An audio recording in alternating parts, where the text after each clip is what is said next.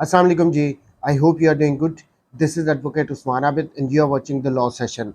हम land revenue act पढ़ रहे हैं, इसमें हम सेक्शन 91 तक कंप्लीट कर चुके हैं। आज हम 92 से 107 तक कंप्लीट करेंगे। ये इसमें बताया गया है कि जब किसी होल्डिंग को, किसी इमूवेबल लैंड को सेल करना हो तो उसके सेल करने का क्या प्रोसीजर होगा, ये सारा प्रोसीजर बताया गया। देखिए, रिकवरी ऑफ लैंड रेवेन्यू का एक मोड ये भी है कि उस लैंड को सेल आउट कर दिया जाए। अब यहाँ पे ये बता रहे हैं कि सेल होनी किस तरीके से। अब बहुत इजी सेक्शन है। प्रोक्लेमेशन की जाएगी, यानी उसको एडवर्टाइज़ किया जाएगा, उसका इश्तिहार वगैरह लगाए जाएंगे कि जी हम इसको सेल करने जा रहे हैं। थ्रू ऑक्शन ही सेल होती है, बिडिंग होती है। जिसने सबसे ज़्यादा बिड दे दी वो पहले 25% डिपॉजिट करवाता है, उसके बाद with in 1 month, with in 30 days उसको फुल पेमेंट करनी होती है। जैसे वो फुल पेमेंट करेगा तो उसको डिक्लेयर कर दिया जाएगा कि वो परचेज़र है, उसको सर्टिफिकेट वगैरह दे दिया जाएगा। यही सारा प्रोसीजर इन सेक्शंस में बताया गया। लेकिन जैसे कि हमारा तरीका है, हम हर एक सेक्शन को पढ़ते हैं। तो स्टार्ट करते हैं सेक्शन 92 से। Proclamation of sale. On the receipt of the sanction of the Board of Revenue to sale of any property, the collector shall issue proclamation of the intended sale। कि obviously हमने पढ़ा था कि जब cell करनी है तो वो उस पर बोर्ड ऑफ रेवेन्यू की सेंक्शन होगी तो सेल हो सकती है। जैसे ही से वो अप्रूव करती है बोर्ड ऑफ रेवेन्यू कि सेल कर दिया जाए, तो उसके बाद प्रोक्लेमेशन उसकी होगी, कलेक्टर करेगा। और उसमें प्रोक्लेमेशन में वो जो इश्तिहार होगा उसमें क्या क्या चीज़ें स्पेसिफाई करेगा। Number 1, the date and time of place of sale, कि किस डेट पे, किस जगह पे इसको सेल किया जाएगा। Number 2, the property to be sold, जो प्रॉपर्टी सेल की जानी है उसका बारे में बताया जाएगा। And if it is a holding, the land revenue assessed thereon or payable in respect there of.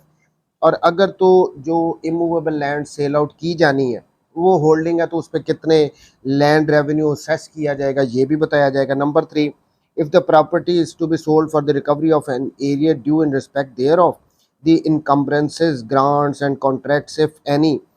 तो अगर तो ये प्रॉपर्टी सेल आउट की जा रही है, ये इमूवेबल लैंड, और ये बकाया जात को रिकवर करने के लिए सेल की जा रही है, तो इस पर जितने भी चार्जेस हैं, ग्रांट्स हैं, कॉन्ट्रैक्ट्स हैं, उन सबको भी मेंशन किया जाएगा इस प्रोक्लेमेशन में। Fourth, if the property is to be sold otherwise than for the recovery of an arrear due in respect thereof any encumbrances, grants or contracts to which the property is known to be liable. देखिए, अगर तो बकाया जात के अलावा किसी और मकसद के लिए सेल आउट की जा रही है ये इमूवेबल लैंड, तो इस लैंड से रिलेटेड जितने भी कॉन्ट्रैक्ट्स हैं, ग्रांट्स हैं, जितने भी इस पे इनकम्बरेंसेस हैं, चार्जेस हैं, वो सारे भी मेंशन किए जाएंगे। अच्छा, नेक्स्ट वन था the amount for recovery of which the sale is ordered. उस अमाउंट को भी मेंशन किया जाएगा रिकवरी के लिए जिसके लिए ये सेल की जा रही है। तो ये सारी बातें उस प्रोक्लेमेशन में मेंशन की जाएंगी। क्या थी, किस डेट पे, किस जगह पे प्रॉपर्टी जो सेल आउट करनी है, की जानी है, अगर वो होल्डिंग है तो उस पर जो असेसमेंट हो चुकी है लैंड रेवेन्यू की वो क्या है। फिर प्रॉपर्टी अगर रिकवरी ऑफ एरिया के लिए की जा रही है तो उस पर अगर कोई कॉन्ट्रैक्ट्स वगैरह है तो वो भी मेंशन किए जाएंगे। लेकिन अगर अदरवाइज किसी और वजह से इसको सेल आउट किया जा रहा है, बकाया जात नहीं, किसी और वजह से इसको सेल आउट किया जा रहा है, तो उस पर डेफिनेटली जितने भी चार्जेस वगैरह हैं, कॉन्ट्रैक्ट्स हैं, ग्रांट्स हैं पहले की, वो सारी मेंशन की जाएंगी और अमाउंट को भी मेंशन किया जाएगा। Subsection 2, the place of sale specified under clause A of subsection 1 shall be either the office of the collector or some other place appointed by the collector in this behalf and situate in or near the property to be sold। ये किस जगह पे की जाएगी ये cell. अब इसमें कह रहे हैं या तो कलेक्टर का ऑफिस होगा या जो लैंड सेल आउट की जानी है उसके करीब भी कोई जगह होगी, वहाँ पे इसको सेल आउट किया जाएगा। In 93, indemnity to revenue officer with respect to contents of the proclamation.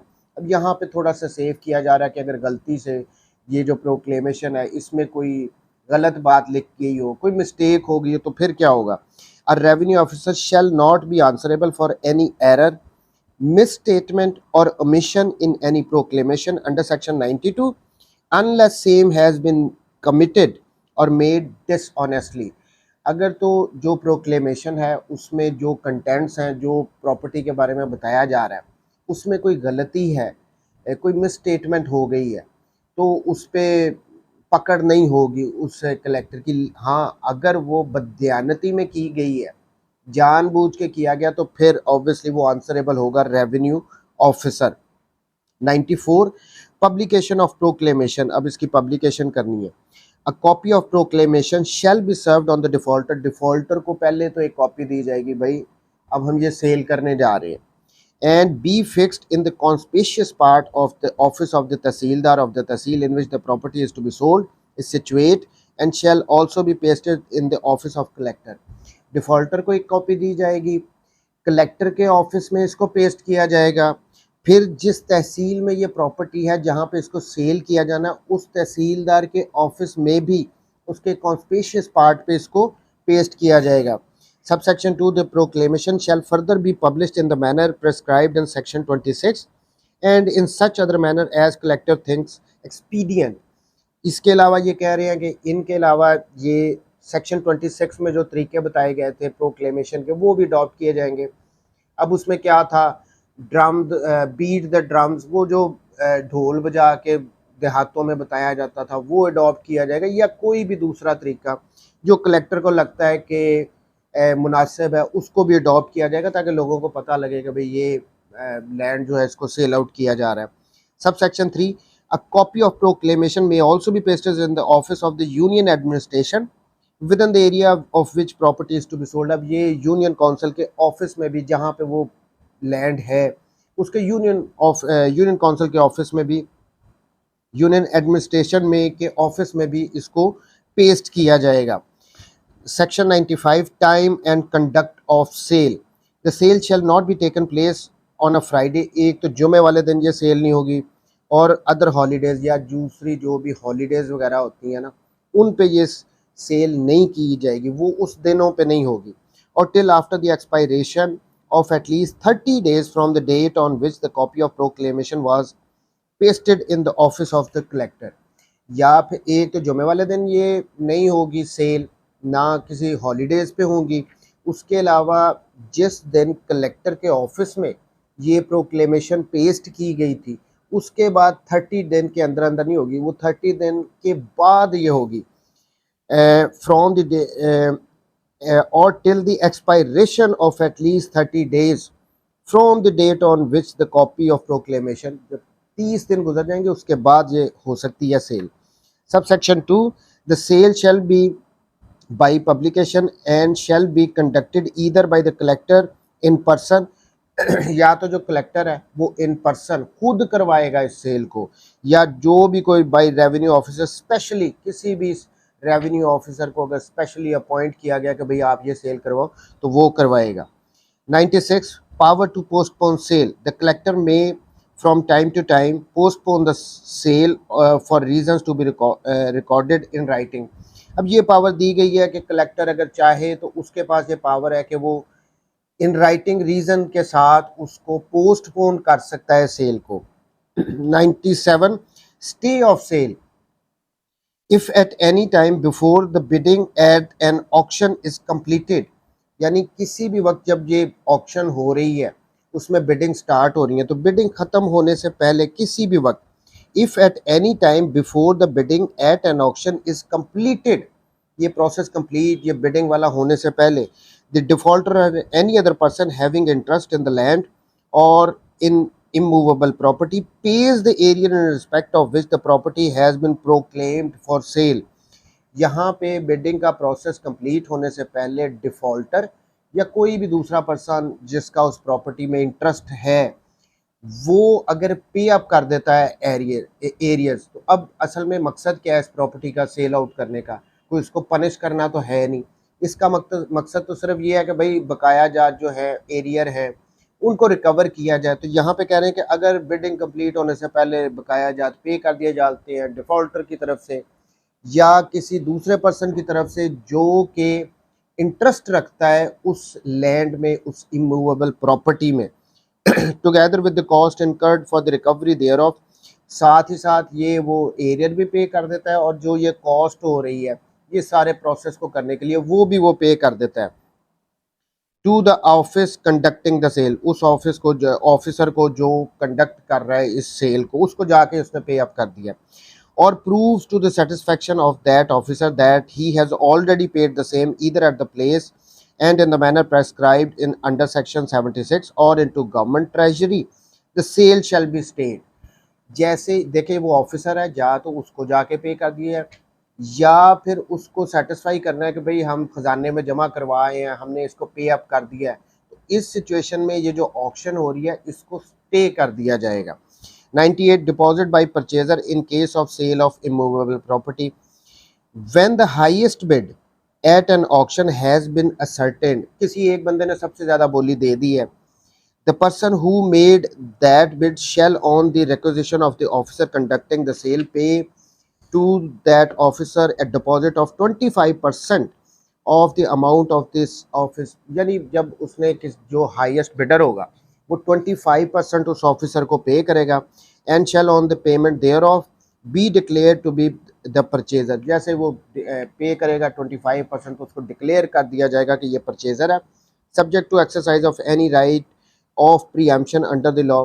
लेकिन सब्जेक्ट टू होगा ये प्रीएम्पशन जो हक शुफा है कि उसको देखना फिर भी ज़रूरी होगा, लेकिन वो डिक्लेयर कर दिया जाएगा जैसे ही 25% वो पे करता है हाईएस्ट बिडर।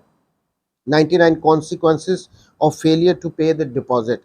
उसने डिक्लेयर हो गया, लेकिन अगर वो डिपॉजिट नहीं करता फिर क्या होगा। If the person who made the highest bid fails to pay the deposit as required by section 98। Highest bidder declare हो गया है उसने, लेकिन डिपॉजिट नहीं करवाया, उसने पे नहीं किया। The property shall forthwith be put to the auction again and sold. तो उसको दोबारा प्रॉपर्टी को ऑक्शन में डाला जाएगा, सेल किया जाएगा, and all expenses attending the first sale and the deficiency of the price if any which may happen on the resale may be recovered from him by the collector as if the same were an area of the land revenue। देखिए अब यहाँ पे clearly highest bidder था, declare हो गया, फिर deposit करवाने थे 25%, उसने नहीं करवाए, तो फिर क्या होगा, उसको प्रॉपर्टी को रीसेल किया जाएगा। रीसेल के जो एक्सपेंसेस आएंगे वो भी उससे ऐसे ही रिकवर किए जाएंगे जैसे उस पे एरियर ऑफ लैंड रेवेन्यू, यानी ये सारा प्रोसेस फिर उसके अगेंस्ट भी हो जाएगा अगर वो पे नहीं करता। 100 time for payment in full. The full payment of the purchase money shall be paid by the purchaser before the close of 30th day from that on which he was declared the purchaser। जैसे वो purchaser declare होगा तो 30 days के अंदर उसने full payment करनी है। पहले 25%, उसके बाद 30 दिन के अंदर अंदर फुल पेमेंट करनी है। 101 procedure in default of payment. अब अगर वो फुल पेमेंट नहीं कर रहा, वो डिफ़ॉल्ट कर गया, तो फिर क्या होगा, ऑब्वियसली रीसेल होगी। In default of payment of the full amount of the purchase money within the period mentioned in section 100। अब सेक्शन 100 में कितना टाइम था, 30 दिन के अंदर अंदर अगर वो नहीं करता, the deposit referred to in section 98, वो जो उसने शुरू में 25% पे किए थे लेकिन उसके बाद 75% पे नहीं किया, वो फोरफीट हो जाएगा। Shall after defraying the expenses of the sale. तो खर्चे निकाल के जो इस सेल पे हो रहे हैं, ये कंडक्ट करने का जितने भी एक्सपेंसेस हैं उसको डिफरे किया जाएगा 25% में से। Be forfeited to the government, तो वो फोरफीट कर लिए जाएंगे। And may if the collector with the previous sanction of the executive district revenue officer, अब ये हमारे यहाँ कमिश्नर है, so directs be applied in reduction of the arrears. वो बाकी के जो होंगे बकाया जात, उनको जो एरियर्स थे जिनकी वजह से वो सेल की जा रही थी उसके रिडक्शन में बाकी पैसे डाल दिए जाएंगे। पहले बात 25% उसने डिपॉजिट किया, बाकी पे नहीं किया, तो जो 25% पे किया सबसे पहले जो ऑक्शन के खर्चा आ रहा है उसको साइड पे करेंगे, जो बाकी उसमें से बचेगा 25% में से उस अमाउंट को जो एरियर थे बकाया जाते उनमें शामिल कर दिया जाएगा कि भाई इतने मजीद निकाल दो, जो बचेंगे फिर वो रह जाएंगे arrear. And the property shall be resold, और उसके बाद उस प्रॉपर्टी को दोबारा रीसेल किया जाएगा। And defaulting purchaser shall have no claim to the property or to any part of the sum for which it may subsequently be sold. अगर वो बाद में सेल आउट की जाती है तो जो ये डिफ़ॉल्टर था जिसने ऑक्शन में हिस्सा लिया, डिक्लेयर हुआ परचेज़र और उसने पैसे पे नहीं किए, उसका कोई क्लेम नहीं रह जाएगा कि भाई मेरे 25% मुझे वापस करो, नहीं, वो जब्त हो जाने। Next section 102 report of sale to the executive district officer revenue. मैं अगेन कहता हूँ ये पंजाब में कमिश्नर है। Every sale of immovable property under this chapter shall be reported by the collector to the commissioner. तो ये कलेक्टर ने commissioner को रिपोर्ट करना होता है कि भाई प्रॉपर्टी सेल आउट हो गई है। Application to set aside sale, ये कौन दे सकता है? At subsection 1 at any time within 30 days from the date of sale. Sale होने के बाद 30 दिन के अंदर अंदर application may be made to the executive district officer revenue, ये कमिश्नर है पंजाब में, to set aside the sale on the ground of some material irregularity और मिस्टेक इन पब्लिशिंग और कंडक्टिंग इट। तो ये कह रहे हैं कि जब प्रॉपर्टी सेल आउट हो जाएगी तो उसके बाद 30 दिन के अंदर अंदर कोई एप्लीकेशन दी जा सकती है कि अगर ये ऑक्शन जो कंडक्ट हुई है इसमें कोई इसके प्रोसीजर में कोई इरेगुलरिटी थी, तो इस वजह से इसको सेट असाइड करने के लिए एप्लीकेशन दी जा सकती है। Subsection 2 a sale shall not be set aside on any of the ground specified in subsection 1 unless the applicant proves to the satisfaction of the executive district officer revenue that he has sustained substantial injury by reason of irregularity or mistake। अब ये general बात कर रहे हैं कि भाई ठीक है, आप चैलेंज तो कर सकते हो, आप एप्लीकेशन तो दे सकते हो कि कोई इरेगुलरिटी थी in conducting of the sale, but इसको आपने यहाँ पे सेटिस्फाई करना है कि भाई मुझे कोई बहुत सब्सटेंशियल इंजरी, बड़ा मुझे नुकसान हो गया है, ये जो गलती हो गई है इस सारे प्रोसीजर में, तो ही ये सेटिस्फाइड होगी, अदरवाइज नहीं होगी। 104 ऑर्डर कंफर्मिंग और setting aside the sale after expiration of 30 days from the date of sale. जब 30 दिन गुजर जाएंगे, ये प्रॉपर्टी सेल आउट हो गई है, उसके बाद if after the expiration of the 30 days from the date of sale, if such application is mentioned in section 103 has not been made। 30 दिन गुजर गए हैं, सेल कंप्लीट हुई थी, परचेजर डिक्लेयर हो गया था, 30 दिन गुजर गए हैं, या तो किसी ने एप्लीकेशन ही नहीं दी, और if such application has been made and rejected, या दूसरी ऑप्शन है 30 दिन के अंदर किसी ने एप्लीकेशन दे दी है, जो ये 103 में हम ऊपर डिस्कस करके आ रहे हैं, और वो रिजेक्ट हो गई, या तो एप्लीकेशन दी नहीं है या दी है तो वो रिजेक्ट हो गई है। इन दोनों सूरतों में the executive district officer revenue shall make an order confirming the sale. तो फिर उसने क्या करना है? ऑब्वियसली उसने ऑर्डर कर देना है कि सेल कंफर्म हो गई है। And if such application has been made और एंड अलाउड, अगर तो एप्लीकेशन दी गई थी 103 वाली और वो अलाउ हो गई है कि यस इसमें कोई मिस्टेक हुई है, कोई इरेगुलरिटी थी जिसकी वजह से ये जो एप्लीकेंट आया है इसको कोई सब्सटेंशियल इंजरी हुई है, अगर तो एप्लीकेशन दी नहीं गई 30 दिन के अंदर, या दी गई थी और रिजेक्ट हो गई है, तो सेल कन्फर्म। लेकिन अगर एप्लीकेशन दी गई थी और वो अलाउ हो गई है, तो ये जो ऑक्शन हुई थी इसको सेट असाइड कर दिया जाएगा। Shall be make an order setting aside the sale, तो फिर वो सेट असाइड कर दी जाएगी। Subsection 2 if any time within 30 days from the date of sale the defaulter pays the arrear in respect of which the property has been sold. अब यहाँ पे दूसरी बात आ गई कि प्रॉपर्टी सेल हो गई और फिर 30 दिन के अंदर अंदर वो जो डिफ़ॉल्टर था उसने एरियर पे कर दिया, तो फिर क्या होगा? ऑब्वियसली ख़त्म हो जाएगा। Together with the cost incurred for the recovery of such arrear, तो जितने भी एक्सपेंसेस भी लगे हैं इसको रिकवर करने के लिए उसने एरियर भी पे कर दिया डिफ़ॉल्टर ने, और जितने भी एक्सपेंसेस हुए हैं इसको रिकवर करने के लिए एरियर को वो भी उसने पे कर दिया। तो फिर भी इस सूरत में कलेक्टर क्या करेगा? वो ये जो सेल हुई है इसको सेट असाइड कर देगा, ख़त्म कर देगा। देखिए मैं बार बार कह रहा हूँ, इन सारे मोड्स का मकसद एक है, एरियर रिकवर करनी है। इसका मकसद ये नहीं है कि जो डिफ़ॉल्टर है उसको पनिश करना है कि जी हमने अब आपका ऑर्डर कर दिया है, हम आपने प्रॉपर्टी सेल करनी है। देखें ना, वो प्रॉपर्टी का सेल का प्रोसीजर भी कंप्लीट हो गया, इवन वो कह रहे हैं उस टाइम पे आ जाए, वो ऑक्शन के दौरान आके उस वक्त बता दे कि मैंने पे कर दिए हैं, सेल कंप्लीट हो गई है, उसके बाद भी 30 डेज़ के अंदर वो कह रहे हैं कि भाई अगर वो पे कर देता है सारे बकाया जा जो खर्चे भी हो रहे हैं, तो भी ये ऑक्शन को, ये इस सेल को सेट असाइड कर दिया जाएगा। 105 refund or deposit of purchase money when sale set aside. Whenever the sale of any property is not confirmed or is set aside. दोनों बातें आ गई ना, या तो जो सेल हुई थी उसको कंफर्म नहीं किया गया या फिर उसको सेट असाइड कर दिया गया, दोनों सूरतों में the purchaser shall be entitled to receive back his deposit or his purchase money as the case may be. तो यहाँ पे अगर तो सेट असाइड हो रही है और सेल को कंफर्म नहीं किया जा रहा, डिफ़ॉल्टर ने पे अप कर दिए है, जो भी रीज़न है, तो परचेज़र जो था, जो हाईएस्ट बिडर था, जिसने या तो डिपॉजिट 25% पे किया या उसने फुल पेमेंट बाद में 75% भी कर दिया, तो उसका क्या कसूर है? वो कह रहे हैं नहीं, वो एंटाइटल होगा कि जो भी उसने अगर डिपॉजिट पे किया या फुल पेमेंट किया है, वो एंटाइटल होगा कि उसको रिसीव बैक करे, वो अप्लाई करेगा, उसको वापस उसके पैसे मिल जाएंगे।